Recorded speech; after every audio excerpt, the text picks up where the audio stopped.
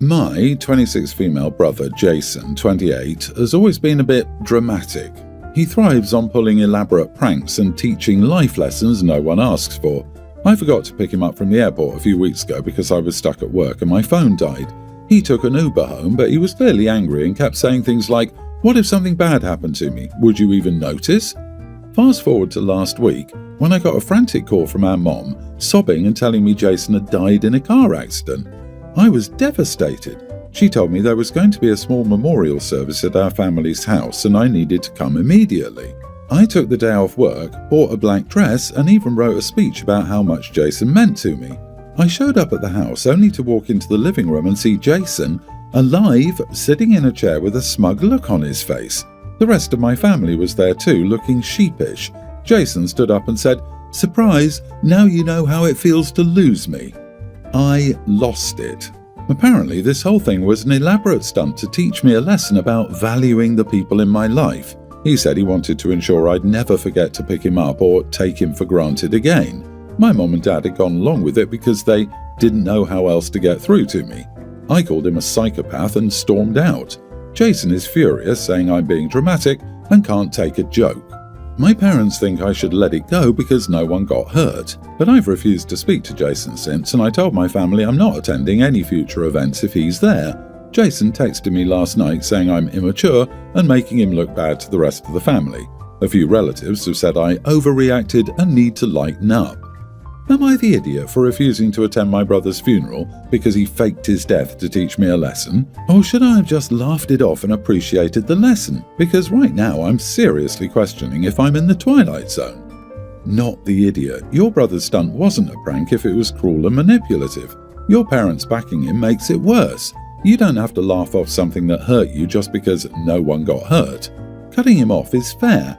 If others think you overreacted, they can deal with his next lesson. You're not wrong to protect yourself from this nonsense.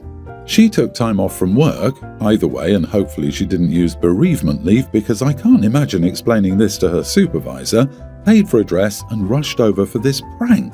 I would be beyond livid, and he called her immature and dramatic? Like his reaction wasn't oversized and dramatic and immature. Mom would also be dead to me. Wow. Oh my goodness, I didn't even think of her having to explain this to her job. Livid is not the word for what I would be. Those relatives who think it's fine to have just signed up to pick him up from the airport going forward.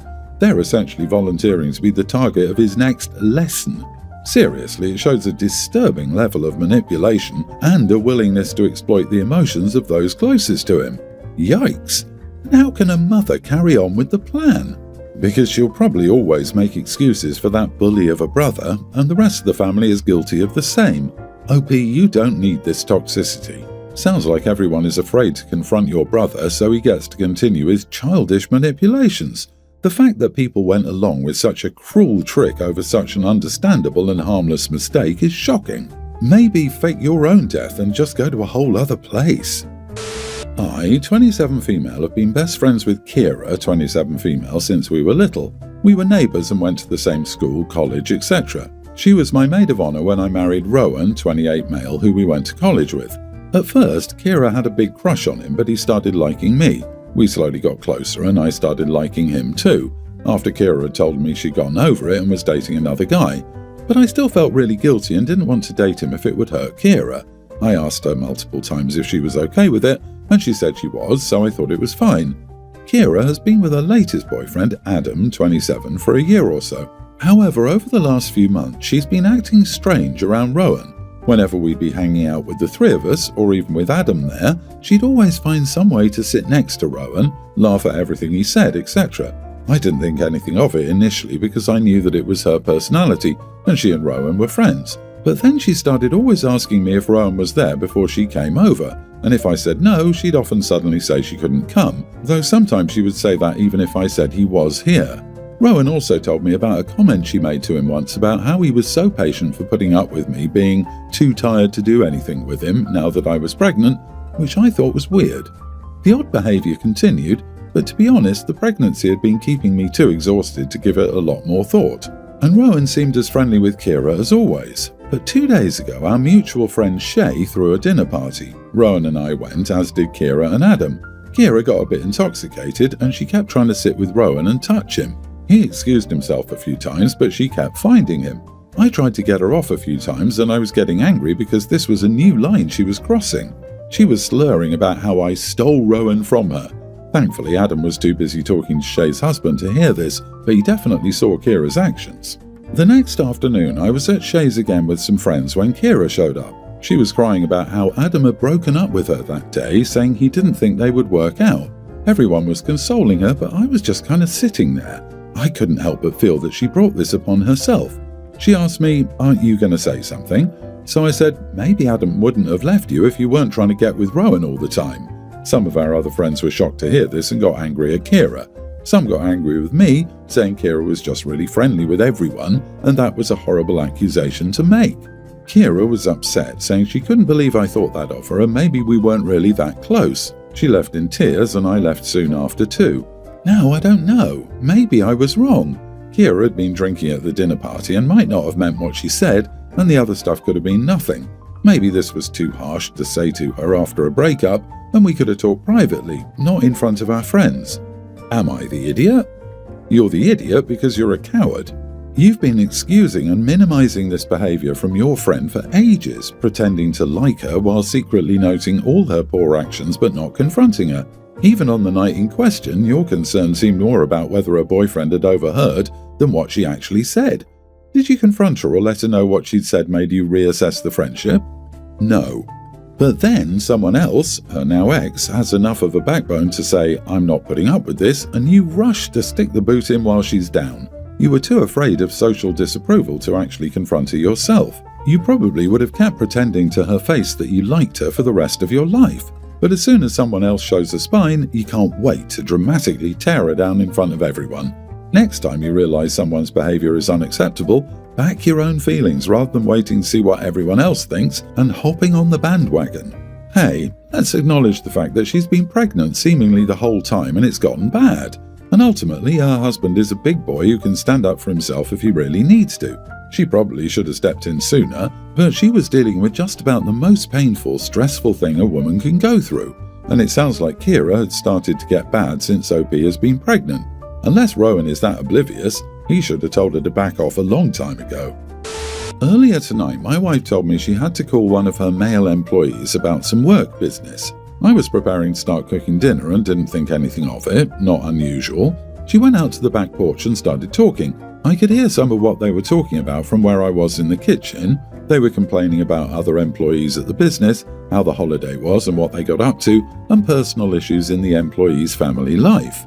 Not a lot of actual business. I gave her a 5-minute warning that dinner was about to be ready, and I thought this was where you usually would start winding down the conversation. At this point, the phone call had been going on for well over an hour. I finished cooking and plated up and let her know that her food was ready to go, and she gave me the 1 minute and I'll be there gesture. So I pour out some drinks, sit at the table and wait. After a couple of minutes, I got annoyed with this situation, so I went and checked again. I got the 1 minute gesture again. I go back to the table, wait a couple more minutes, and then start eating. I finished my meal in silence and sat there still waiting. A couple of minutes later, she comes in. At this point, I was annoyed, but a simple "sorry about that" would have completely diffused the situation. However, she was still on the phone when she came in, talking about the employee's pet fish and their aquarium setup. She sits down and starts eating, still on the phone. Not even a word to me. I found that to be so unbelievably rude that I got up, washed my plate and stormed off. The call went on for another few minutes after that, lasting over an hour and a half total. When she finished talking, she yelled at me for being upset with her for having friends and not allowing her time to talk to them. I said some things about her employee that I regret. To an extent, I never liked this person to begin with. Then I tried to explain to her why I was upset, but she insisted that I was overreacting and that I was an idiot for storming off like that and then for attacking her friend. This is the first incident like this. She doesn't have a lot of friends and rarely makes phone calls like this. We don't always eat dinner together, but we do most nights, especially if I've cooked something nice. I asked her why she didn't just hang up when I told her dinner was ready, and she said it would have been rude. Am I the idiot? Apparently they are having mental health struggles and family issues, so she said it would be rude to go in the middle of that. Yes, she is the manager of the business, and this guy is an employee of the business. In my opinion, it's completely inappropriate, and she even complains endlessly about how unreliable this person is to me, but then gossips for 1.5 hours on the phone with them at 8 p.m. while dinner is getting cold. Not the idiot. Was she complaining about other employees with him too? She's completely unprofessional. If she didn't want to be rude, she could have easily said, "We're about to sit down to eat dinner. Can I call you back in 20 minutes to continue this?" It's not like that's her only opportunity to talk with her friend. She's trying to gaslight you into believing her behavior is acceptable. It's not. This, and the employee is a subordinate of hers. She has a position of power over them, and they are in some kind of emotional crisis. This is already an emotional affair. The employee is probably using the mental crisis angle to get closer to the spouse, employer, and her maternal caretaker instinct is bringing her closer to the affair, escalating to physical. Tons of red flags here. She can totally be fired for this level of contact with a subordinate outside of work hours. Did no one read the last paragraph? This is a one-time event for someone who doesn't have a lot of friends, and Opie and his wife have dinner regularly anyway. You could have just let it slide this one time and had a civil conversation with your wife instead of acting the way you did. I'd understand if it was multiple times. It happened once, which should have ended in an amicable conversation at the end, explaining that she had you waiting and for her to cut the call short next time, or perhaps you have the conversation outside of dinner hours, if it's just chit-chat that's nothing to do with work. So, yeah, you are the idiot. I, 25 female, got a call from my little sister, 23, yesterday. It was late and she asked if she and her boyfriend could stay with me. I have a guest room, so I usually don't mind. We're fairly close, but it was 10 p.m, so I asked what was going on. She said that they got an eviction notice a few weeks before Christmas and couldn't find a new place, and today they got kicked out. Something about her boyfriend forgetting a payment. Or a lot of payments, I'm not sure. They lived in a shady spot, so I really have no idea. We come from some pretty substantial generational wealth. My parents are both rich and always have been. My mom decided that when we turned 23, we would get kicked out and cut off so we could learn to stand on our own feet. Then, when we turn 25, we get control of our trust funds. There are 3 of us total, and I'm the oldest. It went well for me. It was a struggle, but I got settled, and I even rejected my mom's offer to work for her company because I like where I am so much. All that to say, my sister is having a much harder time. She wants to be an actor, but she's just not getting roles. Her boyfriend is a struggling actor too, and they're really broke. Anyway, I told her to come over, then hung up and immediately called Mom. I told her what happened. She always told me that we could come home if things got too miserable, but my sister was too stubborn to accept that offer. My mom got to my place just after my sister and her boyfriend. My sister called me a witch and I called her a brat. Mom basically dragged her kicking and screaming to the car and took her home. She's not in trouble, so I don't understand why she's angry with me. She actually texted me to tell me that she was blocking my number and never calling me again. She called me a lot of names too, like spoiled and golden child. Apparently Dad is making her boyfriend sleep in another room. I don't know, I feel like this is all my fault and I failed her as a sister. Am I the idiot? Not the idiot. 2 unemployed actors moving in with you would never have moved out. They don't evict because of one forgotten payment. It costs people money to evict them. They're going to try and get the rent first. Your sister and boyfriend are liars and bad with money. Her world is crashing, and she's directing that anger to you instead of to who is at fault. Let her be angry. She'll calm down. You didn't do anything wrong. Disagree. There's a whole lot of backstory that we're not getting here, and I'm betting that you don't know most of it either. There is a whole iceberg underwater. There are reasons your sister contacted you and not your parents, and you don't know what they are. I think maybe what's going on is that you and your siblings have 2 years to prove you're competent adults, and you just tanked your sister's chance. Except her sister tanked her chance by getting evicted. Taking on 2 deadbeats and providing them food, clothing and housing is ridiculous. It's not like their mother wouldn't find out they were evicted. Sister and boyfriend have taken no responsibility for their stupidity and want to blame OP for telling his mom. Too bad. You can't fix stupid. I, 29 male, grew up in a fundamentalist Baptist family. At 15, I left home and moved in with my uncle. I have a little sister, 24, with whom I made sure to keep in contact. I always told her that if she ever wanted to get out from under our family, I would do whatever it takes to help her. I went cross-country for college and grad school. While in grad school, I met my girlfriend, 26, and we've been together for 5 years. In July, I got a call from my mentor who offered me a job back in my home state. It would be a great opportunity for my career, so I took it. The plan was for my girlfriend to move in November too. In mid-September, I get a call from my sister. She asked me if she and her kids, a female kindergartner and male preschooler, could stay with me. I immediately say yes. I call my girlfriend on the way and tell her what's going on. She sounds frustrated but understands why I need to get them. In November, my girlfriend moves here. My sister and the kids are still here. My sister mostly keeps to herself, but I spend a lot of time with my niece and nephew when I'm not working. My sister is preparing to take the ACT to start at the community college this summer. After Christmas, one of my girlfriend's friends came out to visit. I was planning to go with my sister and the kids to see my uncle while my girlfriend and her friend went out for brunch. I didn't feel well, so I stayed home and was in our bedroom. They came home and were having a rather loud conversation.